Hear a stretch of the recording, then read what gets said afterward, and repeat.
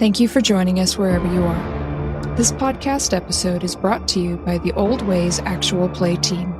This actual play uses the 5th edition Vampire the Masquerade tabletop role-playing rules by World of Darkness. This actual play is performed by adults and in an adult setting. Listeners should know that this podcast is intended for a mature audience and will include strong language and mature themes. All content, including names, places, events, companies, and so forth, that may bear resemblance to entities living, dead, or undead is strictly coincidental. My name is Rena Henze, and for tonight's game, I will be your storyteller.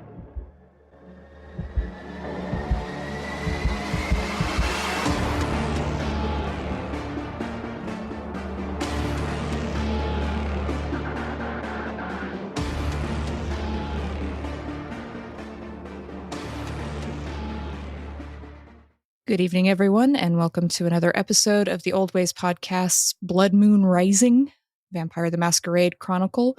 We have some wonderful, bloodthirsty delights in store for you this evening, but first, we need to get straight into introductions, so to my right. Hi, my name is Mike, and I'll be playing Marcus Voss, Clan Bruja. And to Marcus's right. Hi, I'm John, and I'll be playing Vince Markovich of Clan Tremere. Thank you. And at the end of the table.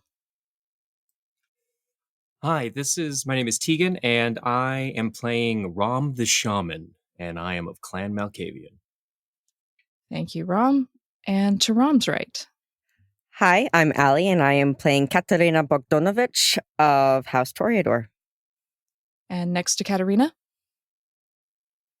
This is Tiffany, and I play Alex Giovanni of Clan Hecata.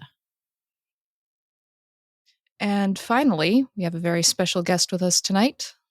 Bonjour, my name is Patrick McNamara, and I am playing a mysterious NPC of unknown provenance. Oh my. Well, I can't wait to see what our mysterious NPC is going to bring to the table, but thank you for joining us, Patrick. We're very excited to have you. So, to jump right into the action, Rom the Shaman.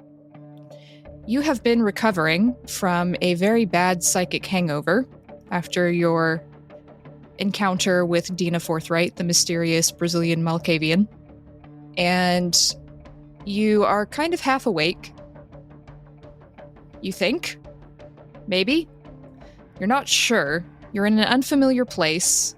You're sort of stirring, looking around. It's an apartment. It's definitely not your basement. You think it's night? Maybe? That's going to be something that causes a lot of anxiety in Rom, if that's the case. Yeah, you feel anxious, you feel a little bit stressed, because the last thing you remember is that vision that Dina gave you, and then you suddenly felt really sick, and your head was swimming, and there were voices, and you think you blacked out. But you're on a couch in an apartment that isn't yours. It's dark, but there's blackout blinds and heavy curtains, so you're not exactly sure if it's day or night. Your sense of time is off. You don't even know how long you've been unconscious. But as you're regaining yourself through this haze and all of the muddling in your brain, you hear a voice in your head. That's not uncommon. It's really not. But this voice is a voice that you have met at least once for various reasons. And so, Patrick, why don't you have a chat with our friendly shaman here? Rom the Shaman. Hello? Rom? Wait. It's me, Roger Pendleigh-Funt. Where are you? Hello? Rom? Who? Roger Pendleigh-Funt. The Malkavian. Oh. That's how I'm talking to you, Rom. Oh. Is this your place? This is your brain, Rom. Yeah, that's how I'm talking to you. I'm using sort of vampiric power. Okay. I think I understand. Yes, I need to speak to you, Rom, and your coterie, if you don't mind.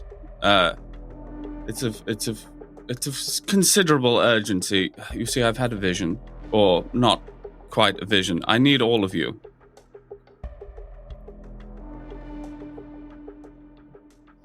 Understood. I need to figure out how long have I been out? Where's I need to, and I'm gonna go ahead and kind of, while I'm listening to this voice, I kind of want to look around me to see if I can find some clues as to where I am. You are in a very tastefully decorated apartment, and it's very minimalistic. But the biggest clue to where you are happens when the door opens and Alex Giovanni walks in. I take it that confirms it's night. Yes. Alex, it is the end of the previous evening. So from our last episode, it's reaching the very end of it. You're getting close to dawn. You'd gotten a bunch of phone calls. You dealt with the whole thing with Trevor. And you walk in and you see Rom the Shaman standing up, looking around and muttering to himself. At least you think it's to himself. Hard to tell with Malkavians. Well, thank goodness that you are up. I'm assuming I'm still like dragging Trevor with me because I never left him by himself. No, Trevor has just had a very nice meal, very messy meal, but he's looking a lot better. So, Rom, you see this other vampire, looks like a Ventru, being dragged in behind Alex. Absolutely. I don't recall. Have I met Trevor? Okay. You have not. Alex, who's this? He owns a club.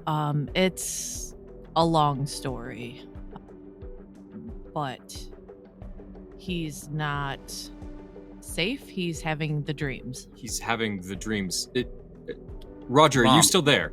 Are you? Can you hear me? And I like put my finger to my ear, as if it's an earpiece. And I'm like, Roger, are you still there? I must say I don't really appreciate being put on hold. Yes, I'm still here, Rom. But I do have things to do. I mean, if you have other appointments, then Apparently not. I mean, will you be at my theater? I can give you all of the information, and you can use Google Maps to find me. So, Alex, Rom starts talking out loud, asking about someone named Roger. Who's Roger? He's he's a friend. He's another Malkavian like me. I heard him. I don't know about. I thought I heard him. Rom, you know that Roger Pendleigh-Funt is the Malkavian Whip. Basically, he gets the clan together, he orders people around, etc., when needed. You've only met him a couple times, but he's a very, very powerful Malkavian. He's someone we need to listen to, especially if he's reaching out to us. Where's the rest of the group? How long have I been here? You've been here for a night. Well, a day and a night. I don't recall where everybody else went. I'm assuming back to their places. I just brought Trevor because I did not want to leave him by himself. We had another incident that we had to investigate. Is everybody okay? In our coterie, yes. And I'm going to look over to Trevor and be like, why don't you go shower? Trevor wipes some blood off of his mouth and looks down at his shirt, which is also covered in blood. He didn't exactly feed quietly, but he stumbles off down the hallway in the direction of the shower. Roger, are you... Yes, hello, Rom. I did say I don't appreciate being put on hold. I don't know if that came across as a joke, but I'm I'm not known as a jovial figure. No, of course, Mr. Funt. I just... Pendleigh-Funt. Yes. Pendleigh-Funt. It was a glorious union of the two families, Pendleigh and Funt. My middle name is not Pendleigh. My name is Roger Pendleigh-Funt. Oh! My middle name is Fife. I can profess I actually did not know this. Okay. I have one of the members here with me. I am trying to find the rest of them. Actively. May I ask which one you have? I have Alex. Oh, Alex is with me. Giovanni. I see. Well, that was the one I was most keen on talking to. Absolutely. Alex, I have Roger on the line. You know Roger Pendleigh-Funt. You've no, probably not. You do not, Alex. I will just raise my eyebrows and shake my head. The other question I had is, did we drop off baby vampire? No, Vince was in the car with you the last time. I don't believe you dropped him off at home yet. Oh, okay. So he may be wandering in too? Well, it depends on if Vince is staying in the car with all the blood or if he wants to follow Alex up to their apartment. I think Vince is kind of like, yeah, if you've got a bag or something, that would be great. Just be great. If you had one of those, I don't know if you've got a fridge or something. Oh, yeah. You can... Yeah, there's stuff in the fridge. Yeah, so I guess at this point he'll be slamming back a bag of blood. Like a kid with a Capri Sun. Yeah, I'm worried about my rouse check now. So, Rom, you didn't notice Vince come in because you were too busy talking to Roger, but you hear the fridge, what you assume is a fridge opening, and you hear a gurgle, gurgle, gurgle. And then you see Vince downing a bag of blood if you turn your head slightly. And now it's time for your rouse check. Don't worry, I had not forgotten you, Rom. I had not forgotten. Fantastic. So, Roger, you know that Alex is the one who you sensed knows the name of your theater. Someone found your theater and it was Alex, you're pretty sure. So I have failed my rouse check. All right, so take a point of hunger, which is not surprising. You've been unconscious for a bit and you didn't feed before you went to see Dina, so you're feeling some hunger pains. Rom, I must confess, I've made a terrible mistake. I didn't clear my entire evening for the task of talking to Rom the Shaman. Yes, no, of course. Why does this have to do with the princes? Listen, it's best not to talk, online, as it were. Listen, Rom, I consider myself something of a mentor figure, to the Malkavians. Perhaps this is arrogant of me, but you must allow me to give you advice in this particular moment, just as one might, a father might, or some kind of like a kindly uncle figure. When the Malkavian chief whip requests an audience, there are no further questions are really required. You can save so much time by simply arranging your coterie and arriving at the Magellan Theater at your earliest convenience. I believe your friend Alex Giovanni may know where it is, which is the source of some consternation to me, but I trust you won't let that be known to them. Yes, okay, of course. Now I understand. I apologize. You caught me in the midst of rousing myself, and I was a little discombobulated. Of course. At once. Thank you very much, Mr. Funt. Pendleigh-Funt. look forward to seeing you soon, Rom, once all of your arousals have been taken care of. Speak to you then. Thank you. And I poke the side of my head. Vince is there drinking his blood bag like a kid with the Capri Sun, and he's just like, "So, how are you, Ram?"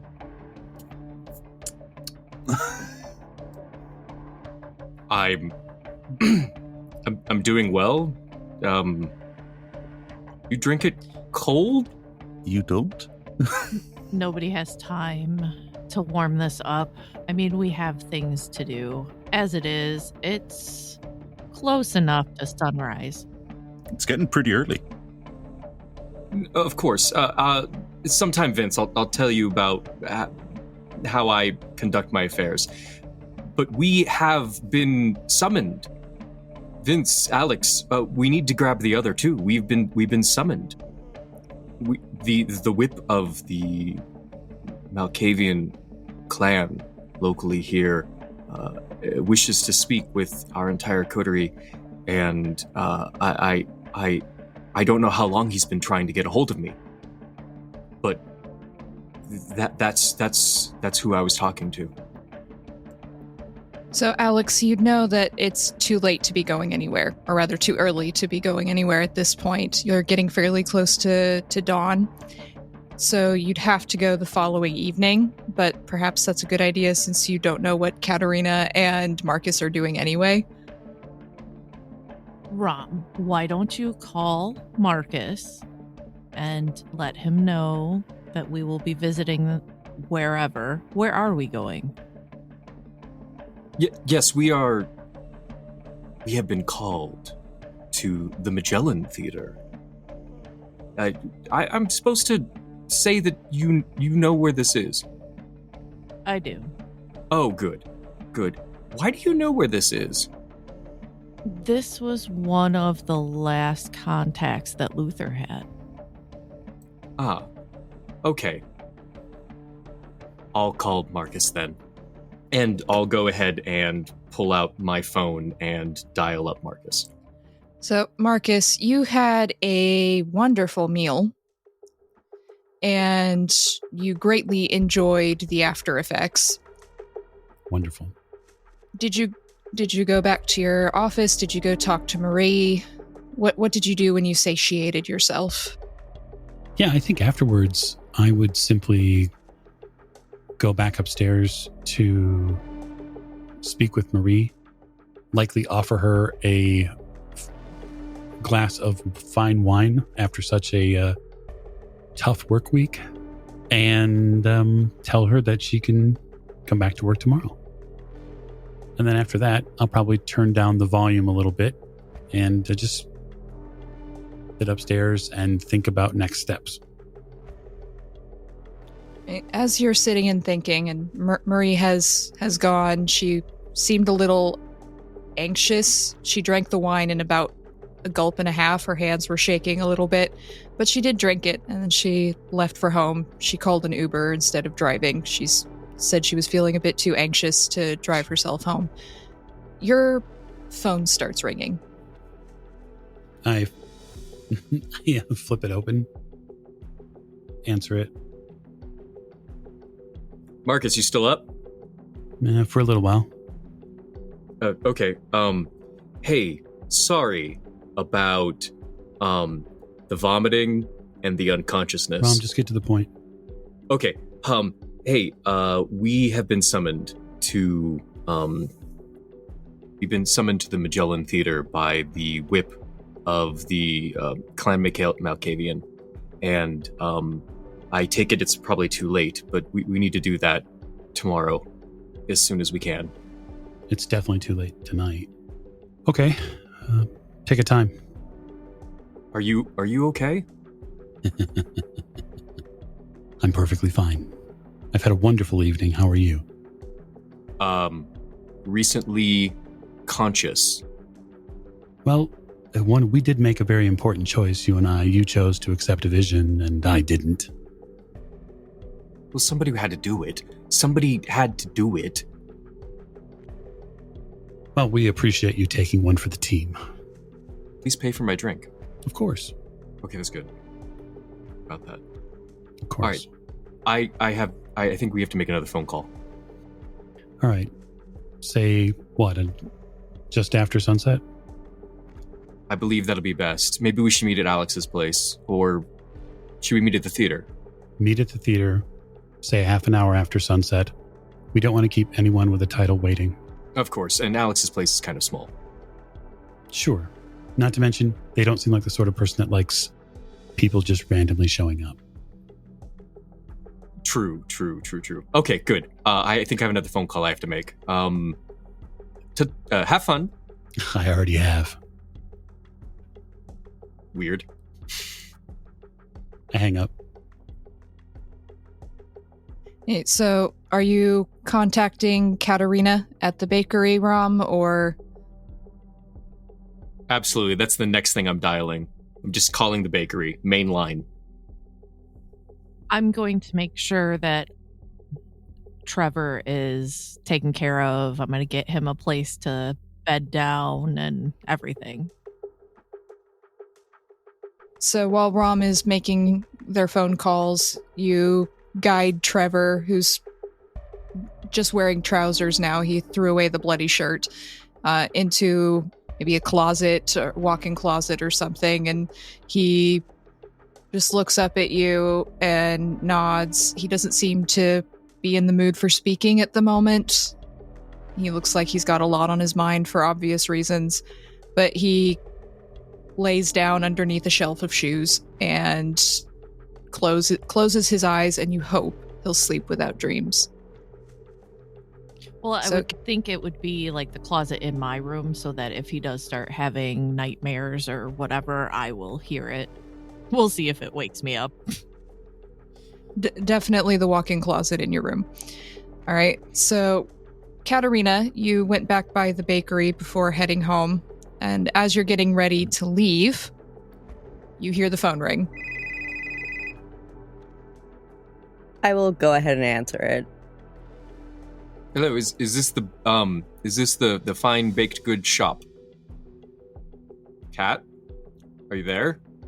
First off, it's Katerina, and I assume this is from. It is, but we don't have a lot of time, so I mean, we're shortening the names. That's the program tonight. No, we do not shorten the names, ever. Thank you. Katerina. Hi. Absolutely. Hey, so big news. By the way, I'm fine. Thank you for asking. I know it's getting a little late and you're got to get talked in, but we are all going out to the Magellan Theater as soon as we get up the next morning, and you need to be with us because we all gotta be together. I'm sorry, I'm a little manic. I just woke up. So we're meeting tomorrow at the Magellan Theater. What time? Sunset? A little bit after sunset. Yeah, that sounds good.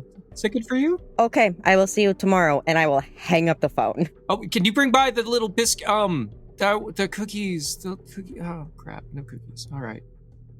You can feel dawn arriving. There's this slight change in the pressure in the air. Begins to get slightly warmer as the sun begins to rise, and you all retire to your coffin, Vince.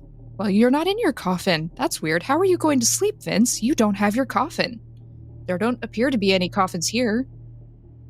Vince is very nervous about... He's like, but I was told we always had to sleep in coffins. Oh, jeez. He's just going to sleep in a different closet somewhere else in Alex's apartment. And he's just like, I mean, sleeping hard, stand in a vertical position, or like, that's going to be uncut. And he's just out like a light.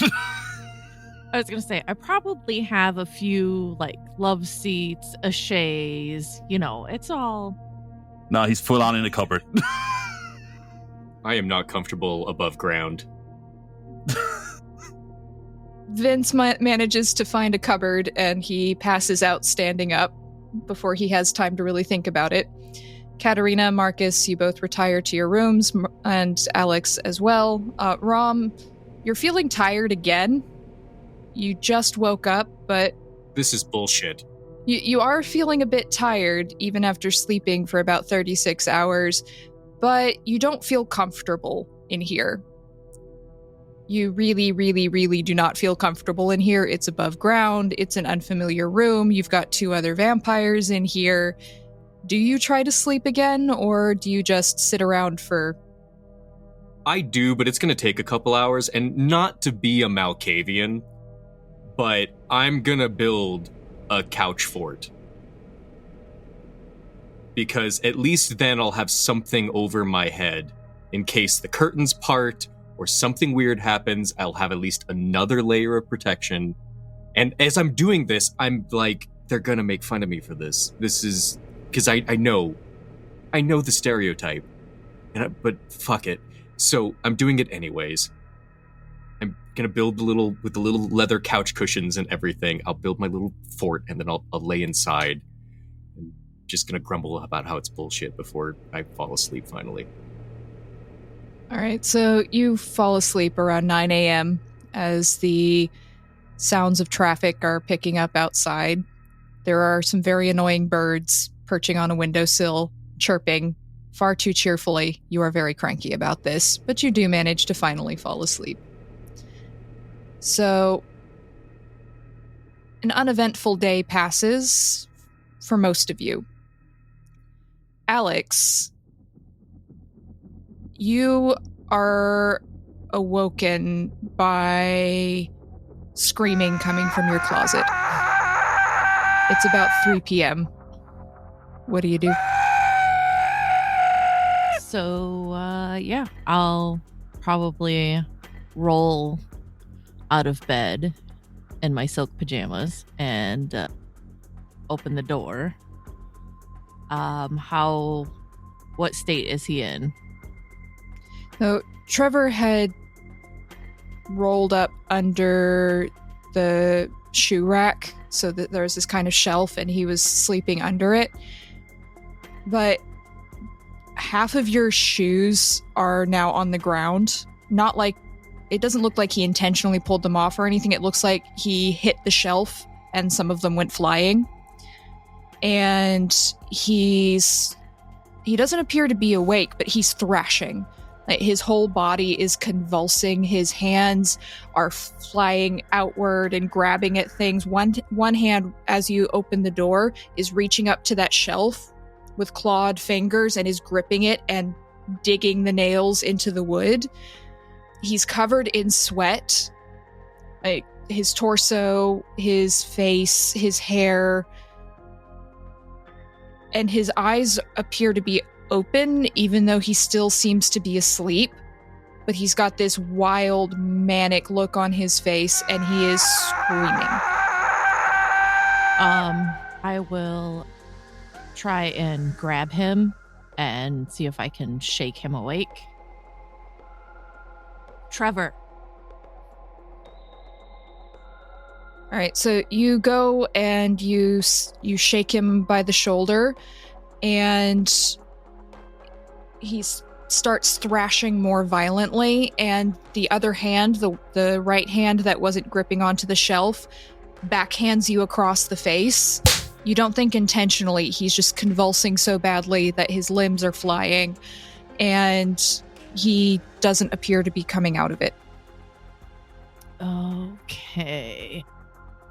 I guess then I'm going to put my knees on his arms so that he doesn't do any more damage. Like, basically, like, I'm going to sit on his chest, and I'm going to yell for Vince or Rom to try and help me.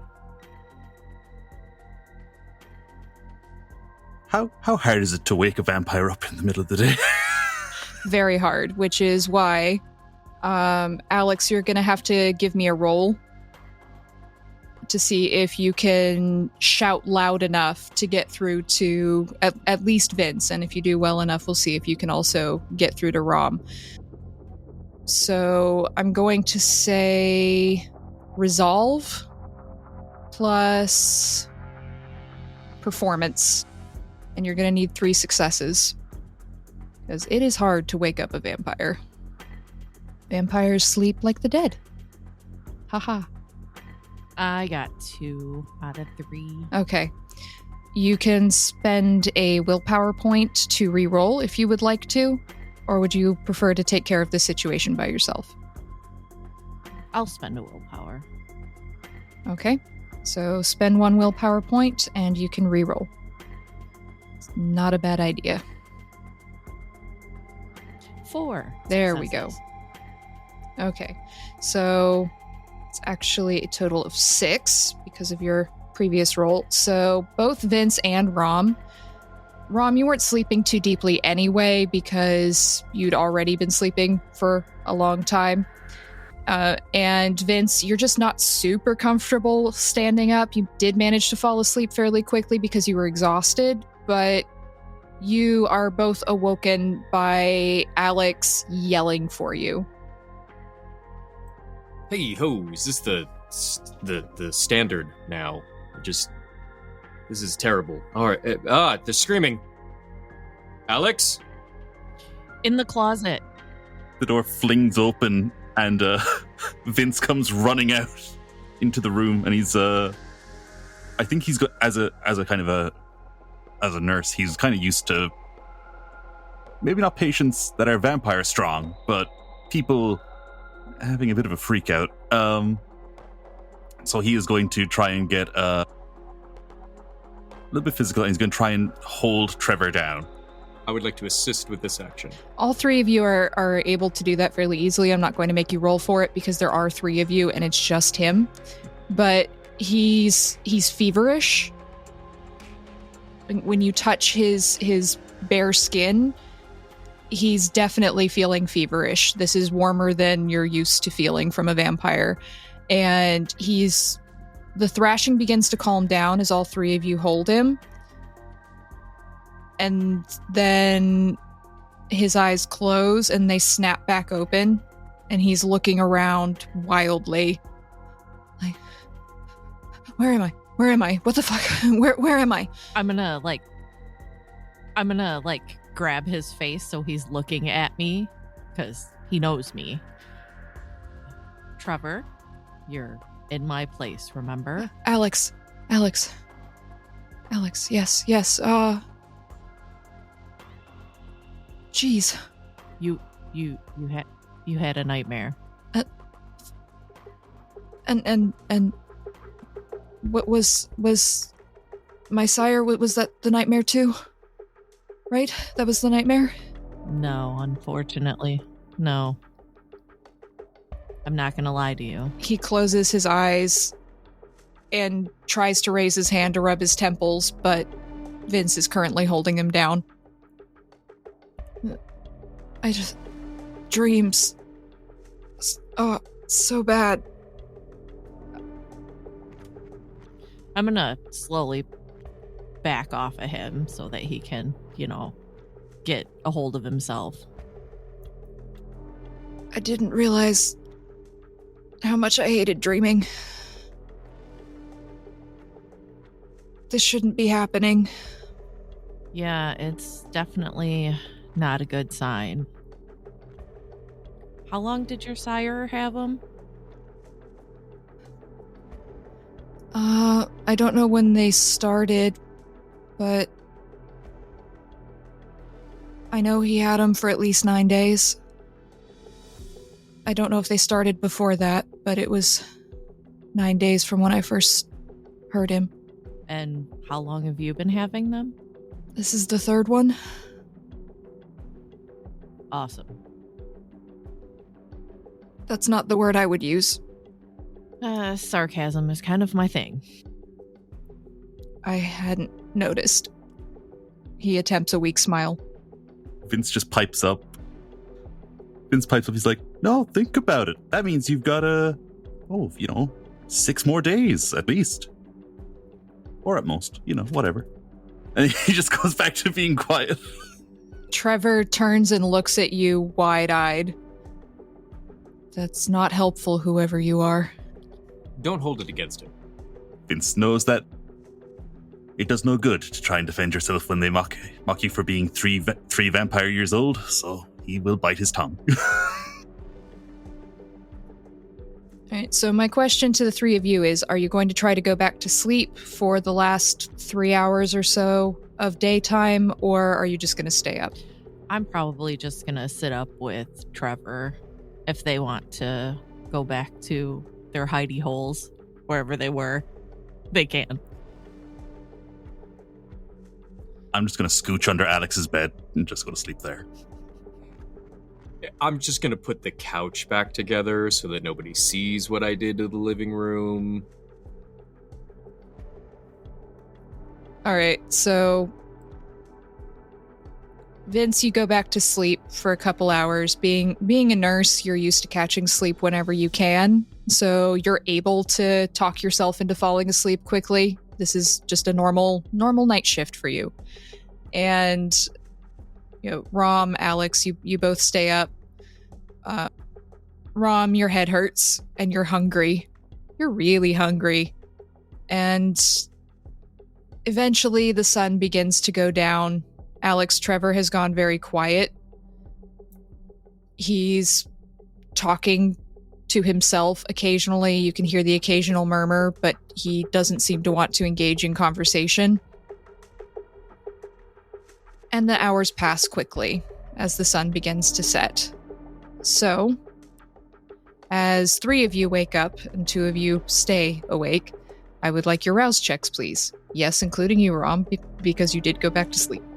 I would like to state for the record that this is bullshit, but I'm going to do it.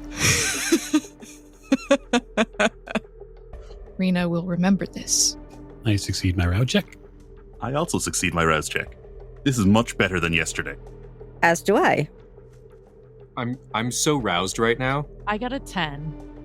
Okay, so Alex, you're feeling fine, absolutely fine, and you fed yesterday, so this is fine. Oh yeah, I real fed yesterday, so yes, you absolutely drained someone yesterday, so you're fine. Allie, I'd like you to roll me an extra D10. Okie dokie. Just tell me what you get. An 8. Okay. I don't know what that was for. You'll know eventually. Don't worry about it. It's always worrying when it's like, oh, roll this extra thing. Okay. All right, so you all awaken and go about your beginning of the evening, or beginning of the night shift, so to speak, rituals, and head out towards the Magellan Theater. Alex, what are you doing with Trevor when you go to theater? He is up and he's feeling a bit agitated. He says, I need to go. I've got paperwork to do. The clan's going to want to know what's going on. I've got people to talk to. I can't be in here. Okay, as long as we have an agreement that you contact me if you need anything, if you feel too nervous, if you see something that triggers something you saw in your dream. All right, I've got your number. I can call you. Just I've got, because otherwise I'm going to drag you around like a little child. He narrows his eyes. I've got things to do. I'll call you if something comes up, but I've got to be responsible now. Yeah, but you can barely function. Let's remember this. And I will cover for you if I need to. But, make sure you have limited contact with whoever you can so they don't see you this way. He nods. I've got others taking care of the Blue Orchid for now. I've got to deal with my sire's paperwork and his remains, and I'm sure Esmeralda's going to want to talk, and I promise I'll call you if I need you. Okay. I will talk to you later. Okay. And he walks out of the apartment building barefoot with no shirt, but he doesn't seem to mind that all too much. And the rest of you all head to the Magellan Theater. So the Magellan Theater is down in an area of San Francisco called Soma. It's below Market Street. And it's not known for being super high end.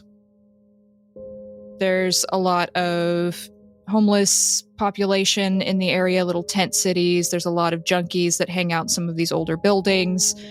It's a good place for a vampire who doesn't want to be found and who also needs access to a quick and easy food supply.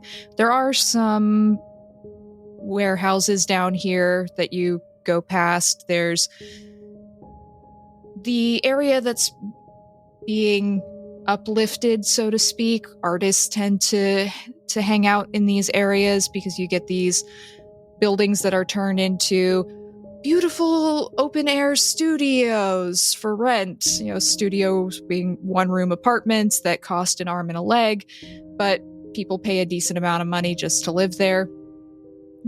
And it's not too difficult to get to, but you find this old colonial-style house. It looks fairly run down on the outside, but this is the address given as the Magellan Theater.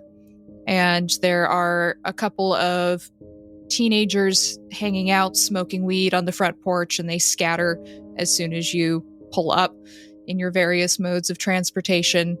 But you have arrived at your destination. This is probably an area of town I know somewhat. Yes, you definitely know Soma somewhat well, at least. Yeah, I get towards the theater door and await the rest of the coterie. I'll just take a passing glance around the street, see who else is here. As you look up and down the street, you see there's a young couple that are walking up to one of these old buildings that appears to have been renovated and turned into studio apartments. And they're carrying easels under their arms and chatting. You also see further down the street, there's a homeless person who's got a sign out asking for food for their dog, who is curled up next to them. And not a whole lot of else is going on this street. And this is when Katerina arrives. Acknowledge your arrival. I'll just lift a hand in greeting. And Alex, Rom, and Vince. Shotgun. Oh. Wait, they have a driver. Shotgun anyways. You're gonna sit up front with him? Oh, that'll make the driver real comfortable. Oh yeah, I'm messing with his radio dials. I was like, so hey, what are you into right now? Are you like into like glitch hop or like what's your thing? I would like anyone to imagine being stuck in the front seat of a car with Ram. I invite them to imagine this suffering. That sounds exhausting. Right? So I've been listening to a lot of really great podcasts lately. So like, what are you into, like history? Oh god, Rom's an energy vampire. Right? Yes, every coterie needs one. Gonna start calling you Colin Robinson. So once we're gathered, I'll look at Rom and raise an eyebrow. Hey, yeah, no, you look good. You look like really good, man. I've been working out. Yeah. Wait, hold on. Does that work for us? Can we do that? For some clans. Oh, shit. All right, well, I'll take that under advisement. Hey, no, thank you for coming out. I got pinged last night by the Malkavian Whip, and he said that we needed to come down. Do you know what this is about? I do not, but we were gonna end up here anyways. Wait, why? Yeah, why? Rom, I told you why. For the rest of you, So there was a phone number in Luther's phone that I had tracked down, and this was the last call he made. I see. Oh, snap. Should we have brought, and he kind of whispers, should we have brought guns? For what? I don't use guns. Okay. Rom's been a little off ever since he woke up. He seems in a constant state of mania compared to the person that he was before he was. As opposed to normal? Yeah, I think I would definitely notice a difference. I don't see the calm shaman anymore. I see the one hopped up on peyote who's ready to go on a vision quest here in Arizona.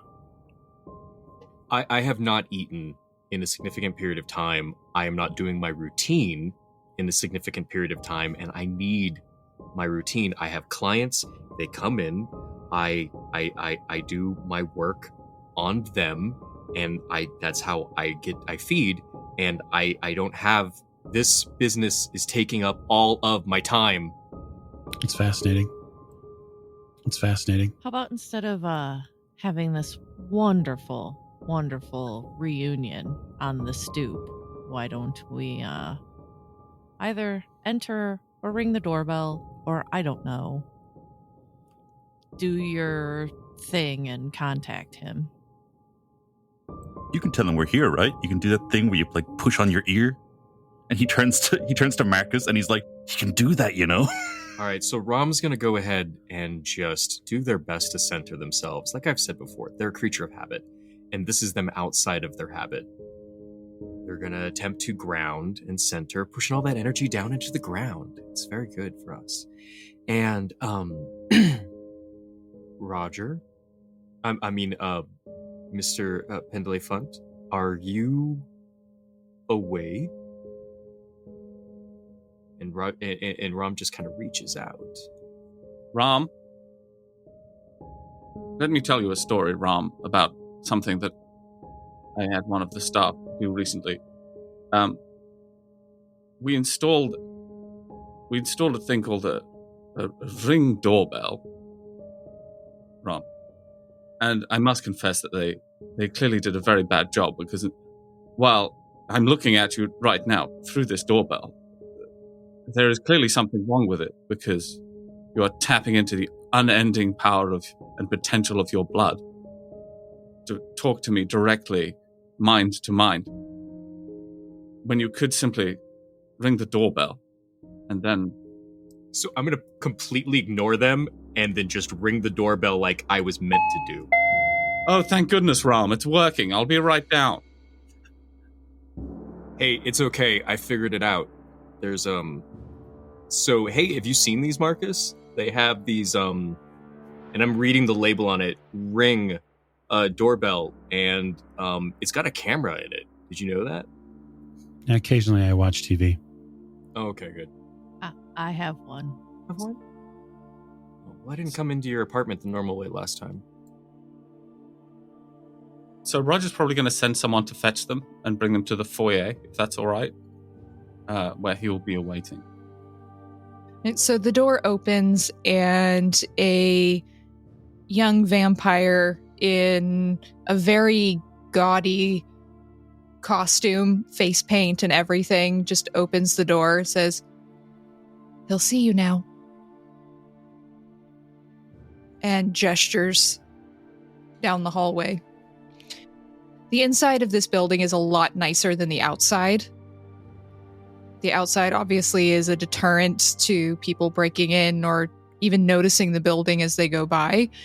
But it's very tastefully furnished, this sort of entry room, and you can see a whole bunch of other rooms branching off to the sides. There's a door that has a star on it for, you assume, whoever's starring in the current production, or it could just be the directors. You're not really sure at this point.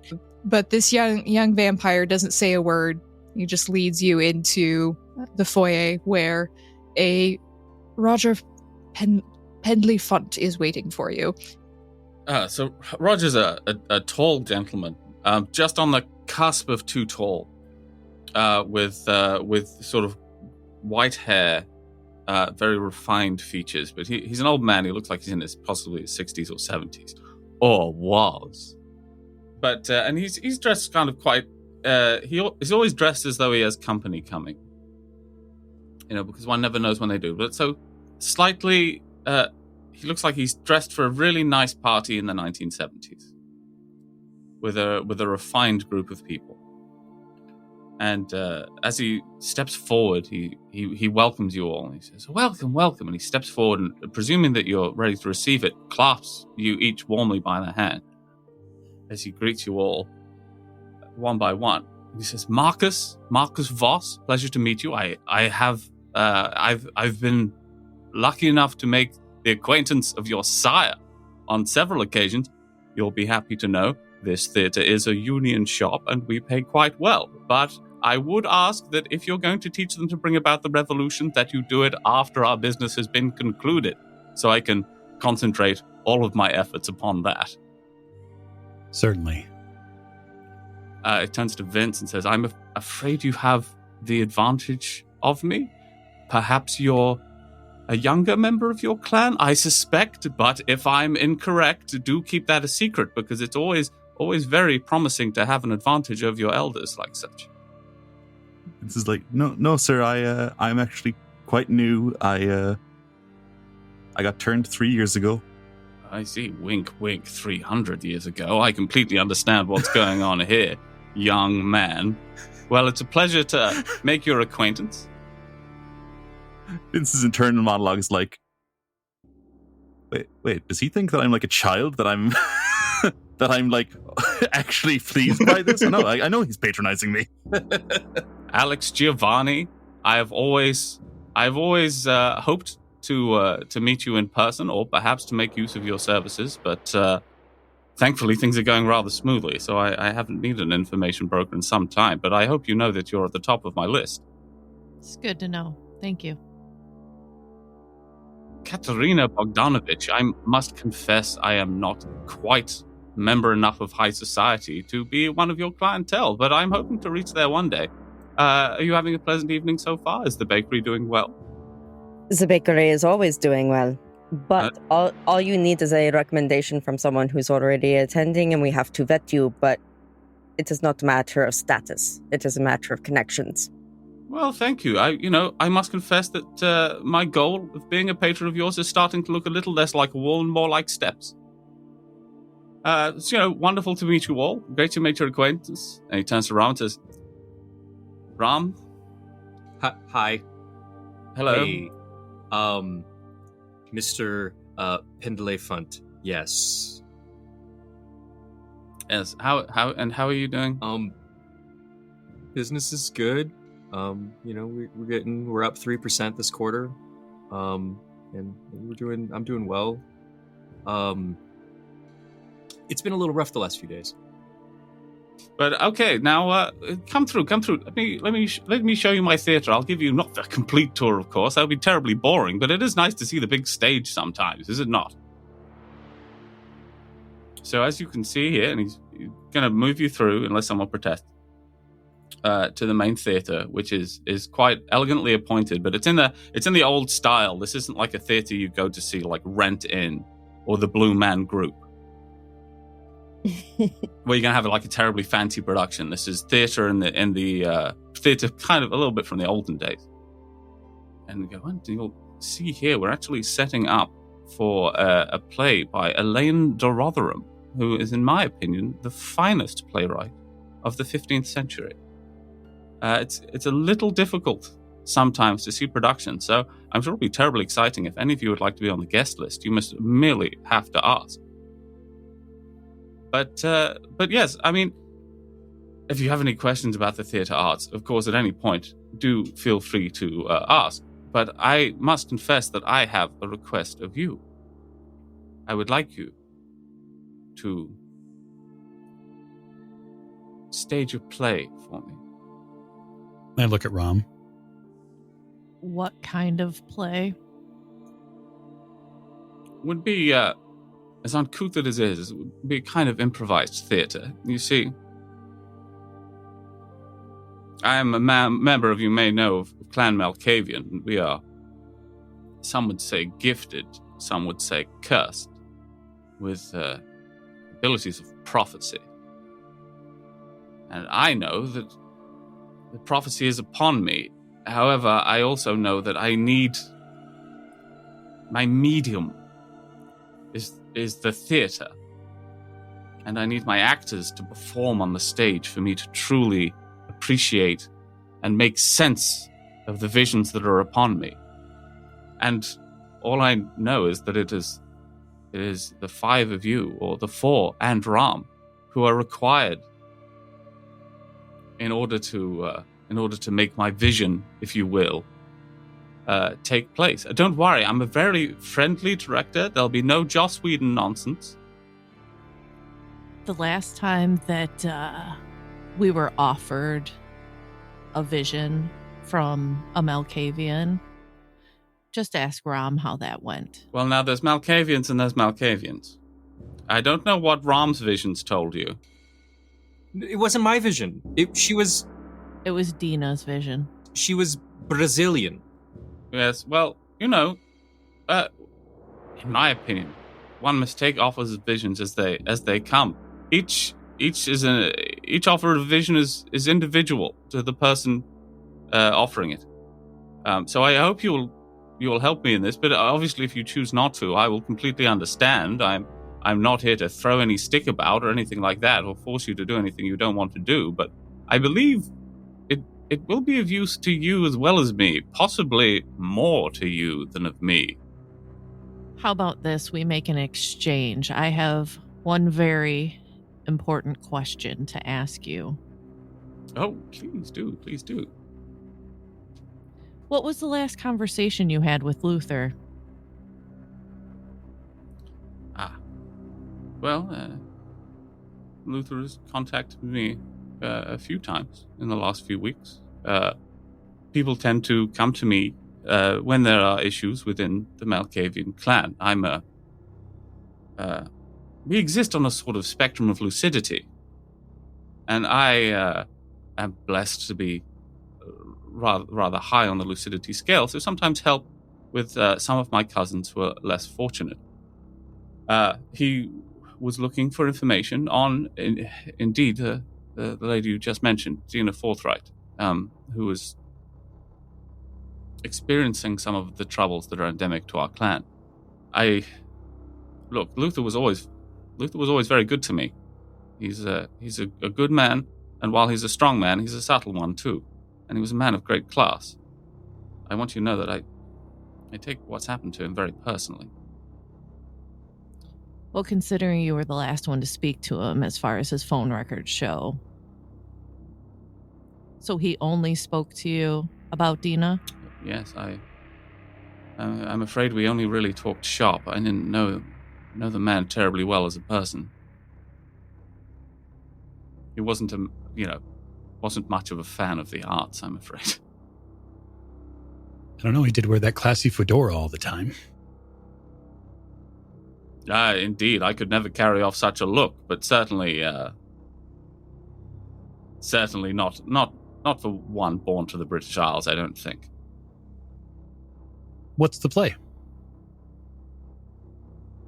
Well, that sort of remains to be seen. I can merely see what events are taking place. It would be for you to give vision to my art.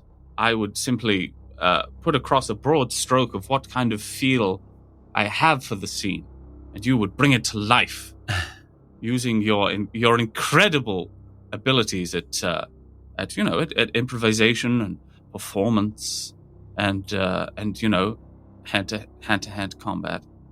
I see, the Taika Waititi method. Yes, he's very good, in my opinion. Very funny, isn't it? So, sort of the idea of a funny vampire. No, I saw that. It was very good show.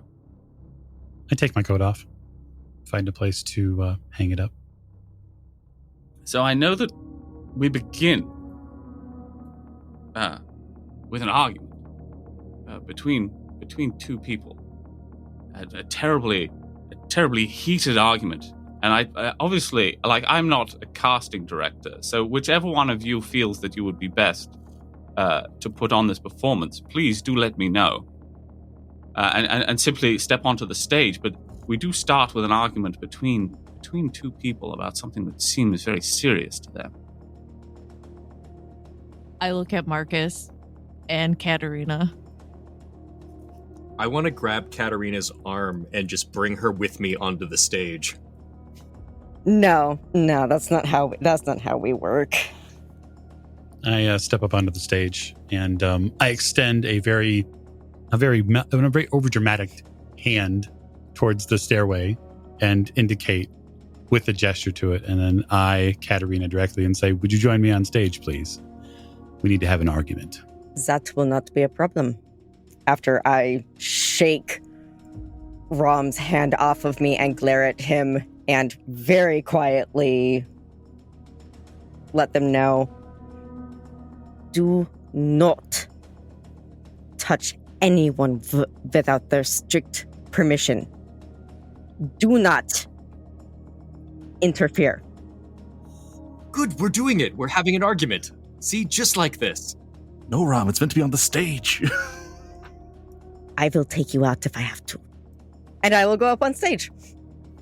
This part is crucial. I did forget that while the two of you are arguing, the subject about which you're arguing is your mutual lover, Eric, who is, of course, a narcoleptic. Wonderful. So we will need someone on stage, sound asleep, to play Eric. I'm not comfortable with this topic. Okay, well, let's rethink. Let's see. Instead of a mutual lover, perhaps an employee who is working for both of you at the same time. That is far more acceptable, thank you. I feel like that's actually more key to the vision than my previous idea. I see now how this is starting to unfold. So if someone could simply step on stage to be Eric, the shiftless narcoleptic. Vince, you've got employee vibes. Vince nods. He's like, "It's the role I was born to play." I'm sure you'll be absolutely wonderful, Vince. He takes off his big baggy leather jacket, puts on the back of one of the theater chairs, rolls up his sleeves, goes up onto the stage, and just his head goes straight down. Okay, and now? The head just dips. Now, if you need any direction from me before we begin, or we can simply begin the scene, and I must stress, please bring all of your acting talents to bear to make this just a truly wonderful performance. The more convincing it is, the more of my vision I shall see. Tell me. I turn around immediately, and I probably look very upset. The eye-reddening type of upset. Tell me, how long have you been running this shop without union labor? Do you have any idea at all, the wage damaging you are doing to the common people? The people, I extend my arms around the area, who make up 99% of the population. You as a business owner must know that fair wages for everyone is critical to your shop's performance. And I come to find out just last night here that poor Eric, I tap Vince's head very hard with my two fingers, has not been paid properly. That is because he's still in a probationary period. And you must also understand that after 90 days, everyone is entitled to join the union if they choose to.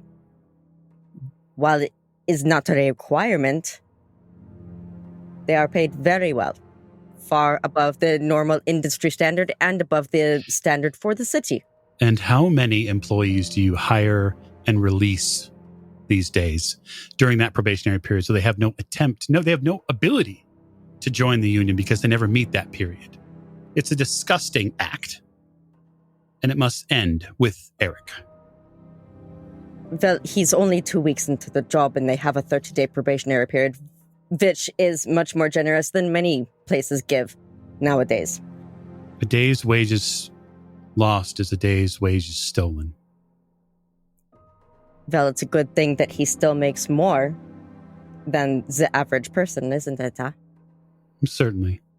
Certainly, but not the union standard. Ah, but he's not part of the union yet, is he? Yes, a convenient excuse for you not to pay him. He's getting paid! But not the right wage. Well, Can I lean into Alex and just be like, I don't get it. What don't you get? Rob, please tell me that you are not paying your employees under union rates. Goodness sakes, you're a Malkavian, not a maniac. What we have, it's kind of like a co-op setup, so it's not like really a union. They get a percentage of profits that come in. It's not a commission though, but it's like the more you work, the more you make. We will speak about this later. Cannot believe that you have access to a union phenom like Marcus, and you are not. It's also convenient that without them being a union member, they cannot pay dues and thus not support their union brothers and sisters. except we pay their first 3 months' dues once they join. Is that not fair? How long will it go on for? How long, I playfully slap Vince's face, how long will it have to continue? How long will we endure this injustice?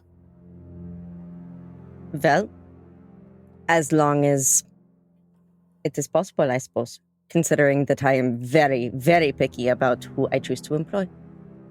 Ah, I see. And this alone smacks of favoritism, where as a union employee and any union would want a level playing field for all. I require a certain set of skills. Not many people have it. Which should be filled by union labor. So tell me, is Tuesday or Wednesday best for you? Generally speaking, no day is best for me for someone like you. Very well. Tuesday night then. Do you feel 500 or 1,000 picketers is enough? Well, We will make you famous. I'm already pretty famous, to be fair, and I wouldn't want to have to get a hold of the police commissioner or the mayor. We have the right to protest. Yes. I also have the right to set up boundaries around the shop if necessary. We won't violate any of your boundaries. We will simply shame you in the public eye. I would like to see you try. That alone is enough. I like to imagine Vince is letting out some fake snoring, just standing between these two people arguing. Yeah, kind of, yeah. He's just like doing heavy breathing, but he's got his eyes closed. He's really into this now. He's,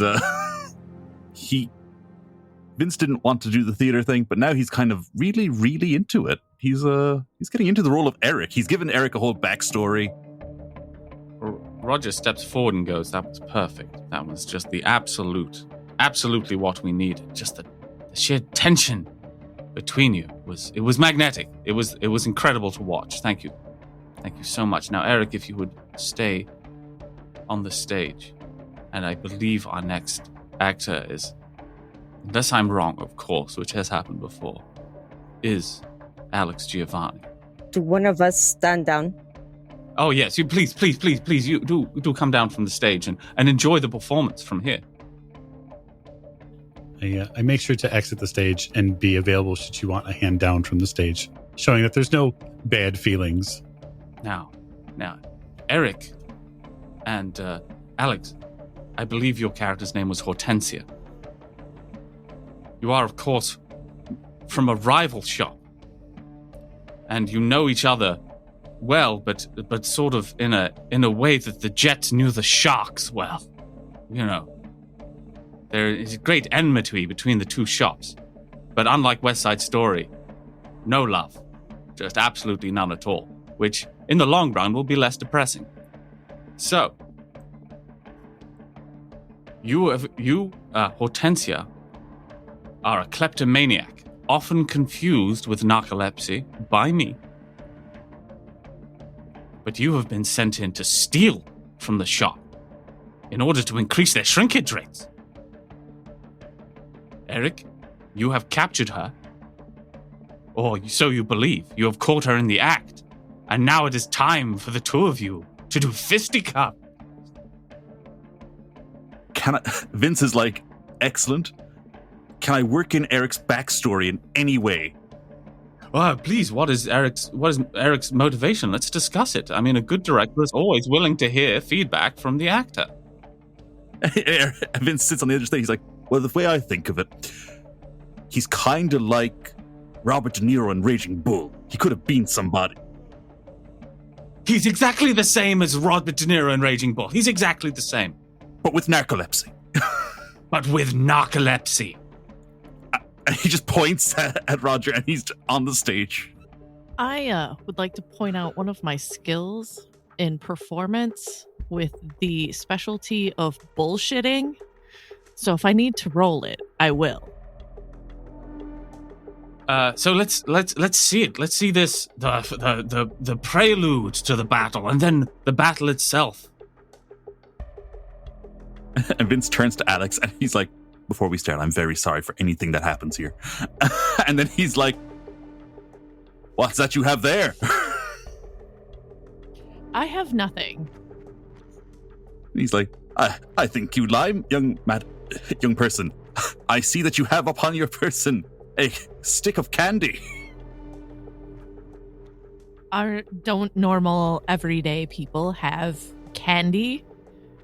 Don't we eat candy? Yes, but it is somewhat suspicious to be walking around carrying candy in a candy shop. Is it though? In my mind, yes, but I am open to other suggestions. Not very Raging Bull here, Vince. I don't need any other explanations. I'm in a candy shop, and I eat candy. Well, certainly you won't mind paying for that candy before you leave. I didn't get it from here. He wasn't expecting this. He's like, oh, I see. Well, where did you get it then? I happen to be, as an employee of a candy shop, always looking for work in other candy shops. I find it hard to make ends meet, you see. My mother is quite sick. I work 2 jobs as a result. I got it from the candy shop across the street. You know, the one that's doing better than you. Yes. Yes. Andy and Mandy's, it's an erotic chocolatier called Mandy and Andy's Randy Candies. Okay. Vince is just like, you purchased the... Well, I am actually somewhat aware of their stock. As I said, I am constantly checking the stock and doing research for other chocolatiers, and I happen to know that all of Mandy and Andy's Randy Candies happen to be sexual in nature, and that just looks like a plain chocolate bar. Sure, until you unwrap it. Well, may I see? No. And I will pretend like I'm unwrapping the candy and shoving it straight in my mouth. And he's like, well, madam, or young person, you have me there. I don't mean to take these things out on you. It's just that, well, times are hard in this little candy shop. No, don't make friends. Fight. Oh, sorry, sir. Don't understand each other as humans. That's not what we're here for. The audience needs to see blood. Oh, I see. And he's like, I'm so sorry. And he's like, you are nothing but a common thief. Only says you. Did I not see you take the bar from the very stand before my eyes? You did not. But if you want to go out to the street and solve this, we can. And he's like, so be it. I shall close the shop, and we shall go out and solve this with fisticuffs. And he makes a big act of like shutting the till, counting the money, and just being like, All right, well, I've closed up the shop. Let's go outside and do this. Let's do. And he pulls on imaginary suspenders. All right. I will put up my dukes. As will I. And then he's like, you swing first. I will just grab Vince in a headlock and not let him go. And give him a big noogie. Seize this indignity. And Vince is going to do his best to like try and pull himself up out of the headlock. I will let you go so that you fall down on your butt. My own strength turned against me. Blast. Now, Eric, it is important now for the crucial scene, for the decapitation of Hortensia to now take place. Oh, Obviously, we will not be doing a real decapitation. It's not that kind of theater. That's downtown away. and he's like, oh, I didn't realize there was a decapitation in the script. And he's like, Alex, are you okay with this? It's in the script. Yeah, it's fine. He's like, sorry. And he just gets around behind them and just does like a karate chop to the neck. Like, he just barely taps, but he's like, hiya! And I believe we have our scene. Now, Rom, Yes. it is time for our song. A song. Yes, I've actually approved the use of the soundtrack to the musical Chess. We're going to do I Know Him So Well. I'm not familiar. I don't know this musical. Well, perhaps you'd like to suggest a duet for us, Rob. Oh gosh. I think it's funnier if you don't. Okay, so I'll do the first verse, and then you do the second verse. Okay, now, Maestro, and the little tinkly piano starts playing. The beginning of I Know Him So Well. It's from Chess. It says, I will be Elaine Page, you will be Barbara Dickinson. Of course. Naturally. The ranges Yes. were a fact. Nothing is so good it lasts eternity. Perfect situations must go wrong. But this has never yet prevented me wanting far too much for far too long. Rom, take it. Looking back, I could have played it differently. Learned about the man before I fell. But it took time to understand the man. Now at least I know him well. Wasn't it good? And then you say, oh so good. Oh, so good. Wasn't he fine? Oh, so fine. Isn't it madness? And then together, he can't be mine. But in the end, he needs a little bit more than me. More security. He needs his fantasies and freedom. And together, I know him so well.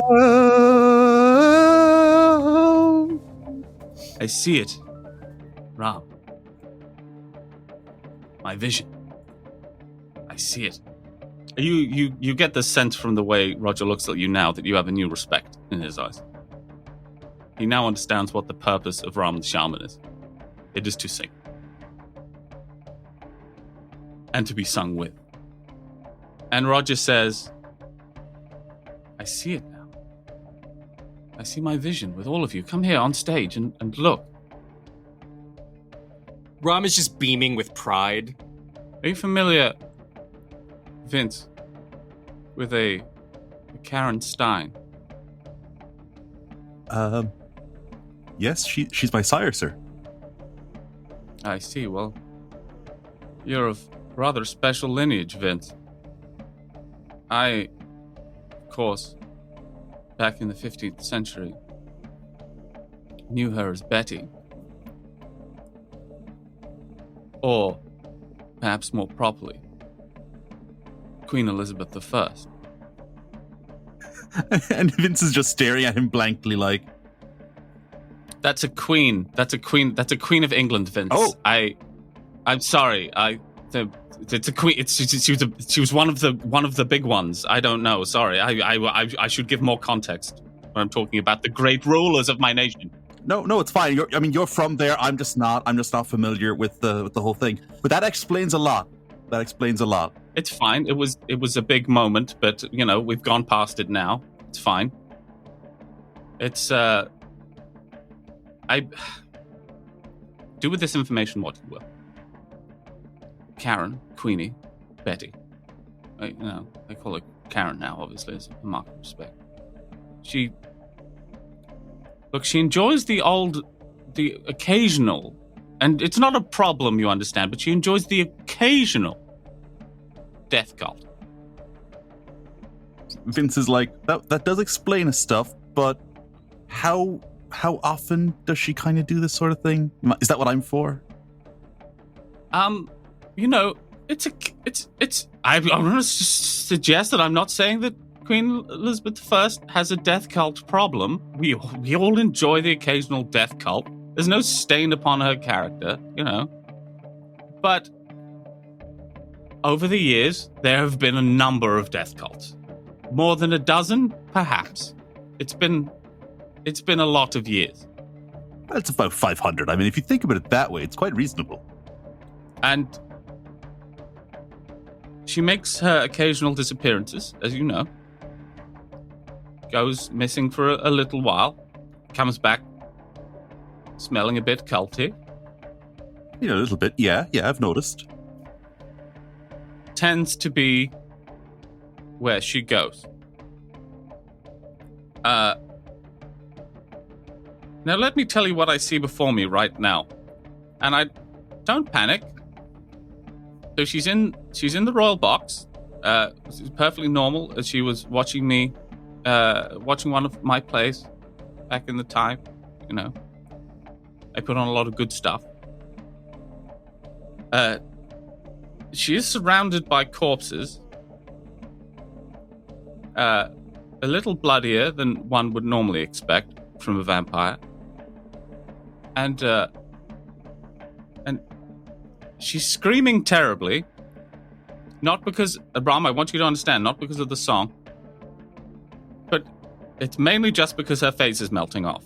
But apart from that, she's okay, right? Apart from that, and the incredibly dark and terrifying presence that is in the royal box with her, she's absolutely fine. It's just the face thing, the blood, and the corpses. Otherwise, there's no reason to panic. And the shadowy presence. And the shadowy presence is also there. Not ideal. Not a big fan of that. She didn't... And he's like, you've known her longer than I have, even though she's my sire. Mr. Pendleigh-Funt, you've known her longer than I have. Shadowy figures like that pop up often, or? Few enough times that I find it interesting that it's happening now. I wouldn't suggest that she's in no danger at all. That would be probably presumptuous of me based upon the information I have, which is mainly blood, corpses, shadowy presences, and the aforementioned melting of the face, yes. I'm glad to see that everyone's keeping up and I'm not saying things too quickly.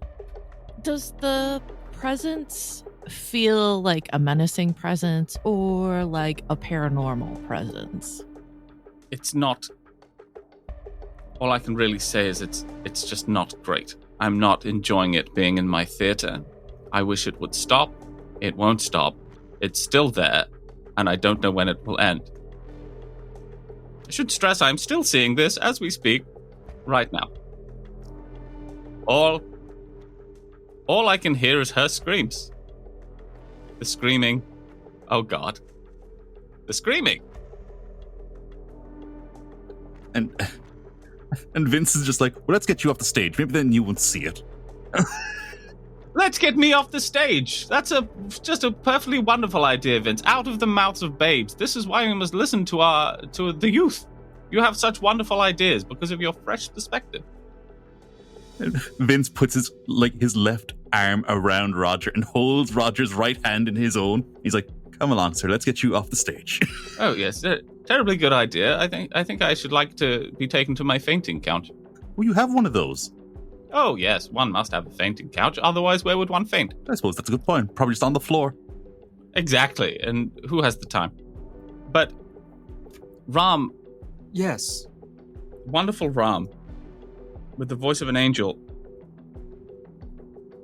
I can't help but draw a connection between, the thing you do with your, let's call it a business. I don't know what the connection is between the two of you, but there's something. I can see it between you. There's a silver thread joining you. Oh, I don't know. It could be the cult. It's not a death cult, no. Do you have a death cult? No, you have to understand. It's a tribe. Have you been getting into death cults? We are experimenting under sanction of the prince with alternative means of kind and kindred organization, let's say. Really? Did you say with the permission of the prince you're doing this, Rom? Well, it was my idea. Was it sort of implied permission, was it, Rom? So have you just got the feeling that it was okay for you to, create a lot of ghouls? The prince told you could do that. And your sire also told you could do that. Oh, well, you see, my sire hasn't... This was all written down somewhere, presumably.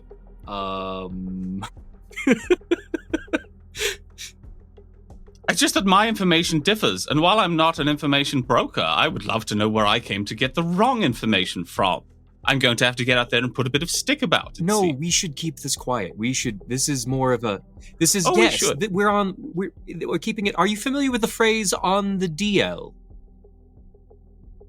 On the DL. Yes. On the down low. It's not a cult. It's not... I mean, what would be embarrassing would be if I were to say to the prince, goodness, Prince, isn't it interesting that you have that Rom has your permission to create all of these ghouls? And then we would be in a situation where he would agree with me too hard, and we would both fall over. It's not a... Imagine the scene at court. You have been given the wrong information. It is... Oh. Yes, it is a small operation where we are experimenting with kindred saliva and vitae for homeopathic purposes, and it's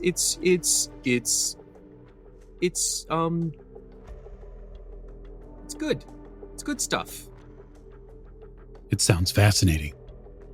But Rob, quick question. How far are you off, I don't know, getting all your ghouls to murder somebody? No, hey, I am not the center of this. This is not about me. All right? This is not about my operation or my business. Look, Katerina sells little cookies. She sells cookies. But what is there something that could change that would cause you to do that? We're not here to talk about Katerina. We love Katerina. Now, everybody thinks Katerina's great. Yes, nothing but...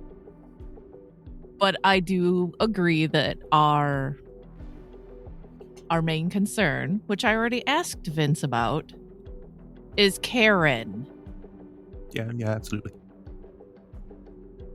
Agreed. Now, Rom, your business is your business until it's my business. Do you understand? Then it's my business. And I have quite enough business to be going on with already. I trust I've made myself clear. Well, It's always something to aspire to, after all. I've given you, I think, all of the information of relevance that I really have to give. Thank you very much for helping me with my vision. But, do kind of keep tabs on the whole death cult thing. They're actually, you wouldn't know it by the name, but they can be quite troublesome. What are they named? Oh, different things. The Bonies was one. They were very jolly. The Skull Daddies, that was one of them. They were a rambunctious lot, let me tell you. And also, just Crepitus, which I had to look up. It's a bone in the leg, apparently, but it sounds very, very death culty, doesn't it? As for any current death cults, I'm rather afraid I don't quite keep up. I have quite enough to be doing with the Malkavians in this city without bothering the Tremere too much. But, if Betty is in danger, I should wish for that not to be the case. I'm a loyal vampire, you understand? Kindred, I'm sorry. Loyal kindred, you understand? No, of course, as Malkavians generally are. Standing nearby to Roger, Rom is moving. I go retrieve my jacket. I think it would be in your best interest to maybe get a hold of Karen, since she doesn't want to speak to Vince. Well, I mean, maybe she wants to speak to Vince. I couldn't say. I'm just saying, let's look for a death cult for sure. Yeah, she loves the death cults. Well, I know that Vince has told me that he's tried to get a hold of her. Unless he's lying to me. He hasn't given me much information. No, it's just like incredibly embarrassed you put him on the spot like this in front of Roger. I do have a question for all of you. Dina Forthright, have you had any luck contacting her at all? She was the one that scrambled Rom's brain. I see. She hasn't been in touch. Oh, wait, so hang on. Rom's brain's been scrambled. Oh, that explains a lot. I thought he was just like this. Rom's usually a little better put together. Dina also said that she was going to be flying home. Okay, well, that's good to know. I tried to get in touch, as I do, with the old doo-doo-doo-doo-doo-doo-doo. But, it's good to know. Heading home. Well, I can check that off the list. One always has a certain number of objectives to achieve on a given night, and it's nice to know that find out what the deal is with Dina can be checked off. So, I say, if there's nothing else, any questions that you have of me that I might be able to help with?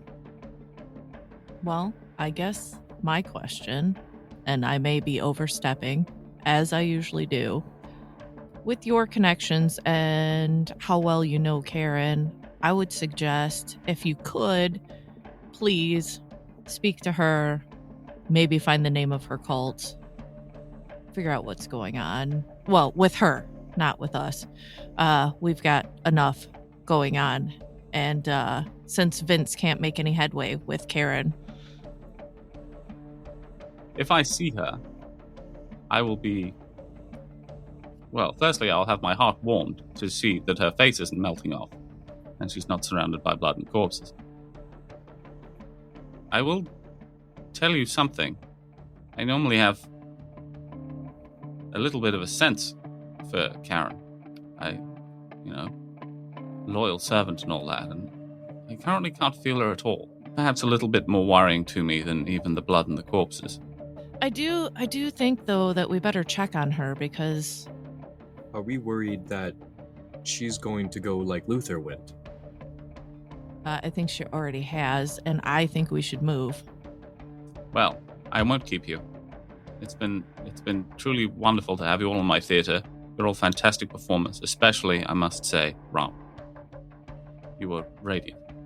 I think you're jolly good. I don't care what all the other Malkavians say. You're all right. Wait, what do all the other Malkavians say? Anyway, I have a show. Yeah, I'm going to grab Rom by his arm and start leading him out. And that is where we will end tonight's episode. Thank you, everyone, for listening. Thank you very much, Patrick, for providing our coterie with some visions and some theatrical performances this evening. We really appreciate you joining us. My pleasure. And thank you to all of our coterie players as well for a play within a play, so to speak. And we will see you all next time. Good night.